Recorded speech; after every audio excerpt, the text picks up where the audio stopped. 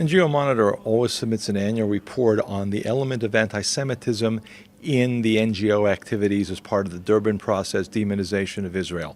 It doesn't take place in all the organizations, but there are 3 or 4 themes that are repeated by a certain group.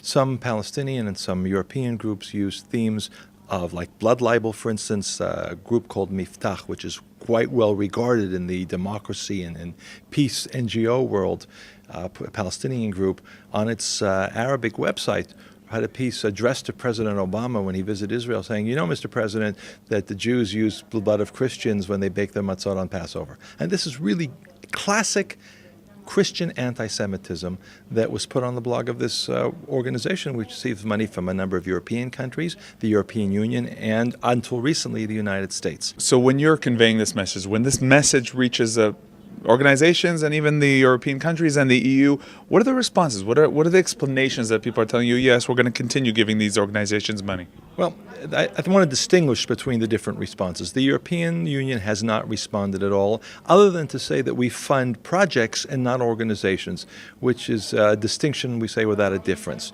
Because when one funds an organization, a government puts its imprimatur. It says this organization is a good organization, and the money can go anywhere.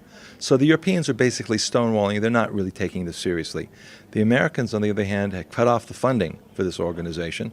They don't say it was because of this specific reason, but clearly there's a relationship. The Americans are much more serious about their obligations to ensure that their funding is not being used for precisely the opposite of the purposes that they claim to support them. And you're also relating here to the Church of Scotland. Last week, the Church of Scotland, for the second time, basically, it had adopted and then said it was going to reconsider and then readopted a document on Israel, which had classic anti-Semitic themes.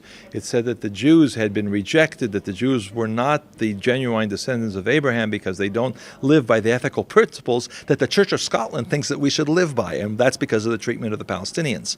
Well, there are groups, very powerful, very wealthy organizations, a group called Sabil, Ecumenical Liberation Theology in Palestine, actually based in Jerusalem, the head of which travels around the world, a gentleman by the name of Naim Atik, former Anglican Bishop of Jerusalem, and preaches this anti-Semitic doctrine about Israel. And now that's been adopted by the Church of Scotland. There's also something called the Kairos document, a British theologian by the name of Stephen Sizer in the Anglican Church, who is also closely linked to Sabil. So you see how the NGOs and the poison that they preach in the anti-Semitism then becomes mainline through organizations like the Church of Scotland. And by the way, the Church of Scotland is not just a minor organization. They own a major hotel in Tiberias, Tiberia. They run a hospice, an inn in Jerusalem. This is an organization which is accepted in Israel as legitimate, and yet they are classic anti-Semites in this document. And you related to the Americans, you related to the Europeans. How about the Israelis? How about the State of Israel? How does the State of Israel deal with the issues that you raised?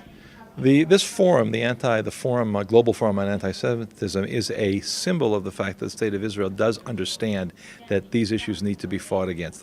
There is more and more attention, more manpower. The foreign ministry understands and now devotes itself significantly, the ambassadors and others, to dealing with both the old anti-Semitism that we still see coming up places like Hungary recently, but what's called the new anti-Semitism, the hatred of Israel, is definitely on the agenda of the Prime Minister and his office, of the Foreign Minister.